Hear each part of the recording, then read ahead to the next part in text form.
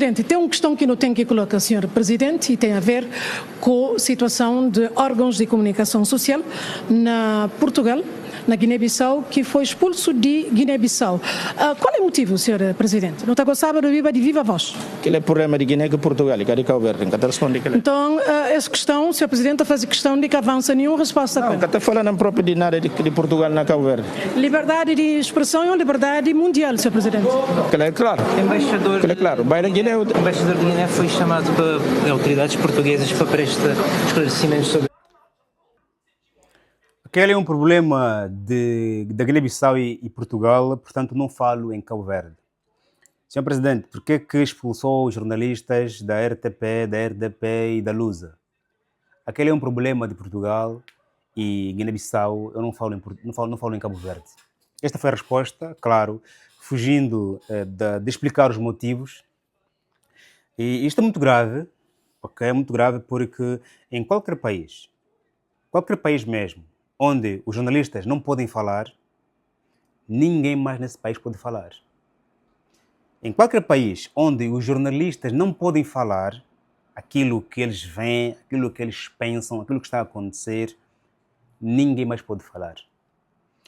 E o caso da Guiné-Bissau é muito mais grave porque o país está a 3 meses das eleições, em novembro vão acontecer eleições presidenciais, e o país está desde 2023 que não há eleições. Houve até, mas o Parlamento foi desfeito por supostos golpes de Estado. Aliás, um país caracterizado por consequentes golpes de Estado, tanto que há uma frase que jamais esquecerei, de Joacina Catar, que falou na apresentação do seu último livro, quando ela disse, o livro com o título A Machundade, acho que é A Machundade, sim, isso aqui é Machundade, quando ela disse que na Guiné-Bissau parece que todos os cidadãos já tiveram um tio ministro, um tio deputado, de tantos golpes de Estado que há naquele país.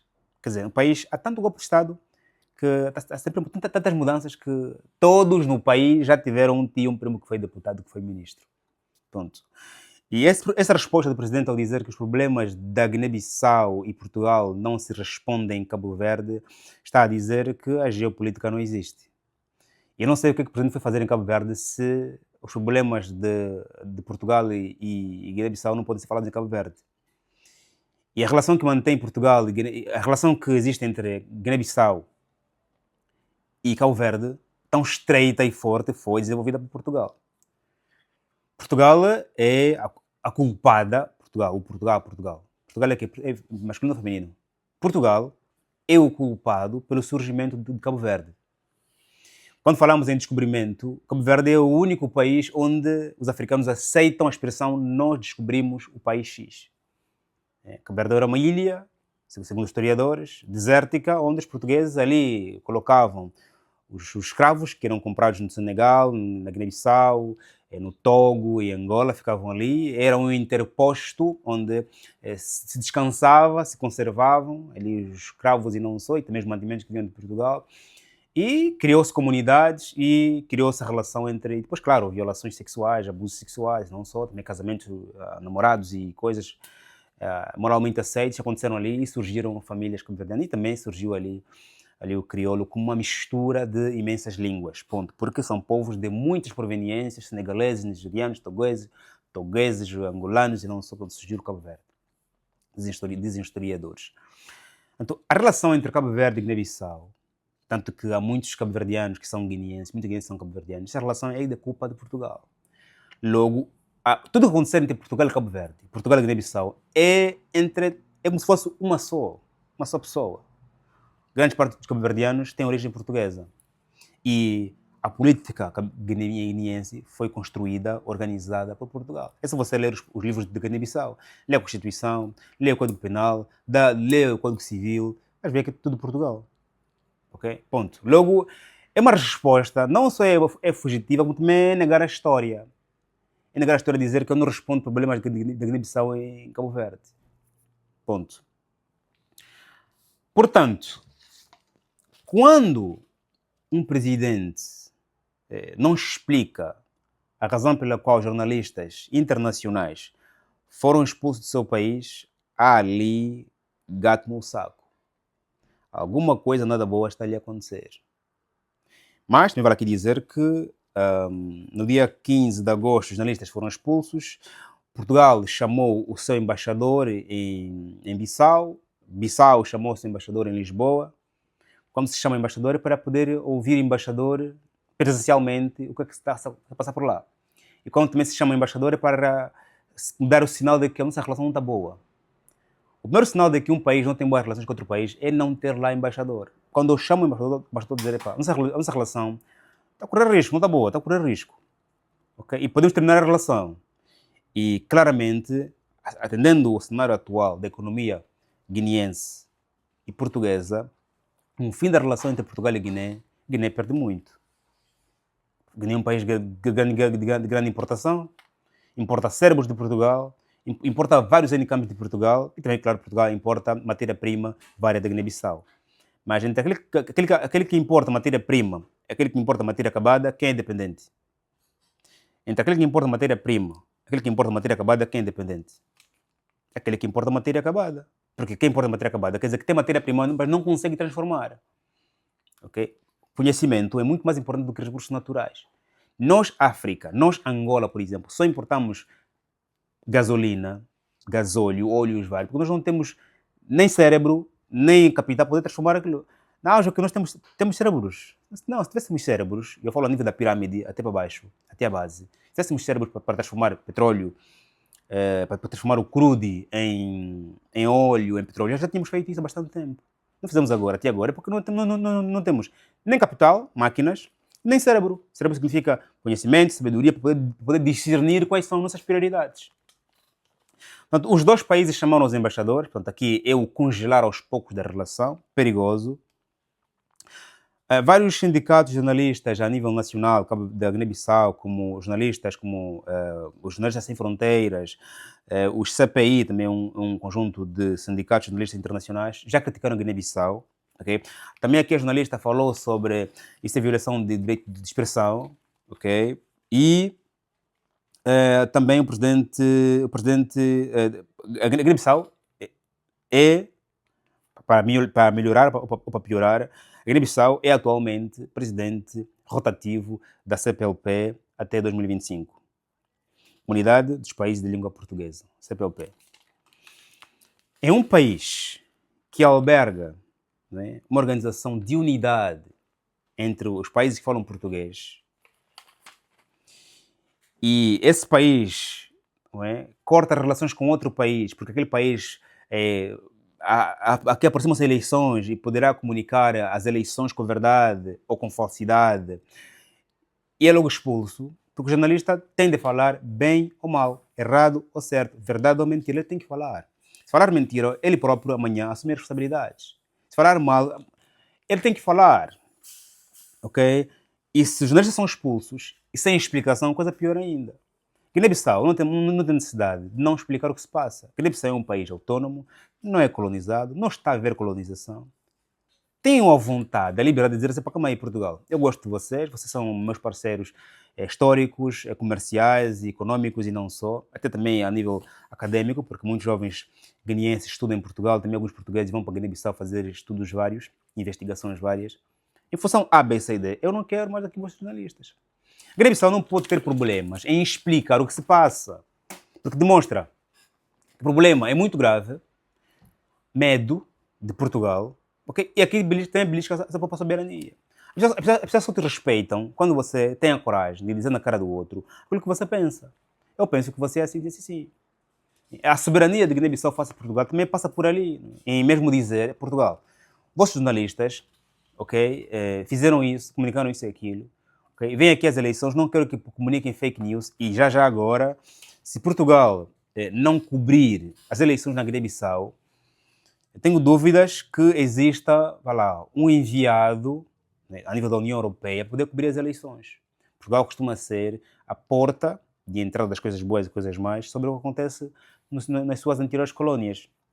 Quem defenderá os partidos pequenos na Guiné-Bissau depois das eleições, pelas coisas boas ou más que acontecerem, são jornalistas que passam a matéria de Portugal, de Guiné-Bissau em Portugal. Ponto. E a União Europeia, não sei se é de mandar jornalistas, tanto que quando mandam jornalistas, vão jornalistas da TPA, da RTP, da Lusa e não só. A ONU não vai para lá só sem jornalistas, leva jornalistas próprios e também jornalistas de outros canais internacionais, porque são esses aqui que certificam a mensagem, a comunicação. Agora, há aqui outra questão que esvazia essa expulsão. Essa expulsão aqui só veio para trazer um problema entre os dois países, mas não vai impedir que a informação que estiver acontecendo na Guiné-Bissau saia.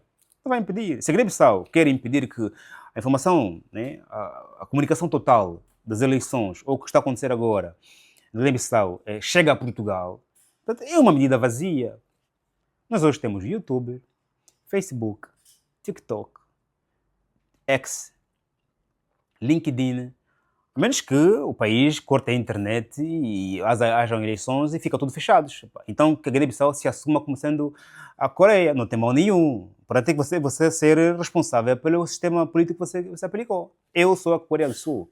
Eu sou um país fechado. Okay? A Guiné-Bissau não deve nada a Portugal. Por isso é que não tem razões de não justificar porque a razão está a expulsar os jornalistas. Chamou o embaixador como resposta equitativa. Isso não resolve. Isso não resolve, porque a Guiné-Bissau não tem porquê. Alguém pode dizer, não, Joaquim, é por eu não dever nada a Guiné-Bissau que eu também não dou resposta, não dou a justificação. Ok. É também para não dever nada que me dá a justificação. Ok. Só que fazer política é comunicar. Aquele político que não comunica, que não permite que se comuniquem também, esse não está a fazer política. Está a violar um dos grandes princípios para a boa administração. A boa administração passa pela comunicação dos problemas, das soluções e também do princípio da esperança, né? Da pregação da esperança. Né? Portanto, a Guiné-Bissau tem a obrigação de explicar a Portugal e aos portugueses e aos guineenses por que razão estão a expulsar a Lusa. Pode não querer explicar para Portugal, mas tem a obrigação de explicar aos portugueses. Tanto que a RTP, a Lusa, também empregavam guineenses nesses canais. Okay? Mas, para terminar, essa medida de forma alguma, vai impedir que a informação saia da Guiné-Bissau para fora. Porque hoje cada cidadão é um repórter. Cada cidadão tem um telemóvel. Não tem um telemóvel, ele escuta, ele vê, depois fala. Liga para o seu primo que está lá, que está em Portugal. Olha, o que está acontecendo? Porque a RTP, a Luz, pode fazer no jornalismo por telefone. Durante os anos que estavam lá, estão aí mais de 50 anos. Né? Fizeram muitas amizades, fizeram famílias. Como é que está acontecendo as eleições aí? Faz jornalismo por telefone. Grava as vozes e coloca na matéria. Não é o caminho para poder impedir que a informação passe, é um caminho para poder criar aqui uma tensão. Depois, claro, Guiné-Bissau que assuma as consequências dessa medida, que poderão não ser danosas para a economia e para a própria política, porque, como eu disse, a Guiné-Bissau é um país autónomo, não será ferido por nenhuma medida portuguesa, mas Portugal, se quiser, boicotar a Guiné-Bissau, pode. Face aos parceiros europeus, né? E é só Portugal fazer um relatório daqueles que esse país aqui é money laundering, esse país aqui é liberdade de expressão, esse país aqui manda para o Conselho da União Europeia e ponto, boicota a Guiné-Bissau. Guiné-Bissau pode enfrentar barreiras várias pela Europa, a questão do financiamento pela Europa fica congelado, claro, há outros parceiros, tem a China, tem a Rússia, tudo bem, mas a relação entre Guiné-Bissau e Portugal não é só a nível político, é a nível familiar. Então, se eu não puder, eu sou família, eu sou imigrante guineense, tenho irmão na Guiné-Bissau, não consigo enviar dinheiro para a Guiné-Bissau porque há barreiras, depois não consigo viajar para Portugal porque há barreiras políticas também, a relação lá na Guiné-Bissau agudiza-se. Okay? Portanto, criou-se uma dependência entre a Guiné-Bissau e Portugal tão forte que se cortar hoje, a Guiné-Bissau perde muito mais do que Portugal. Apesar, claro, de Guiné-Bissau não ter nenhuma obrigação de justificar a Portugal o que está a acontecer ali. Ponto. E para terminar, e repito, claro, essa medida se for para impedir que a informação saia, é uma medida vazia, porque não impedirá que os portugueses, os guineenses em Portugal, se saibam o que está a acontecer na Guiné-Bissau. Faltam 3 meses para as eleições, a situação lá é tensa. E é um país, uma democracia muito frágil, instituições muito frágeis em função da corrupção, da pobreza e também, claro, da falha da administração pública em, sempre que possível, existirem golpes até hoje. Aliás, o golpe mais sangrento foi aquele do senhor Nino Vieira, né? Aquele foi mais sangrento, né? Mas de lá para cá a coisa nunca parou. Sem contarmos com vários presos políticos que o país tem também em função da liberdade de falar aquilo que pensa, porque lá naquele país não sei se é permitido. Porque estamos aqui a ver jornalistas a serem expulsos, imagina agora os cidadãos nacionais falarem uma outra coisa contra o governo. Nada bom, e que a Guiné-Bissau possa rever essa medida e se puder explicar, pelo menos aos guineenses, fará muito bem para que não possa vá violar o princípio da comunicação, que é o pilar principal para a boa governação. Quer ser um bom governador, um bom presidente, um bom administrador, um bom autarca, comunique todos os dias e sempre. Nem que for um bom dia, povo, lá no Twitter, faça isso, porque é isso que cria aproximação, sinergia, administração para com o povo. Não comunicar é claramente cavar a sua própria cova em política. Faz o like, subscreva, até o próximo vídeo, que Deus abençoe como sempre. Amém.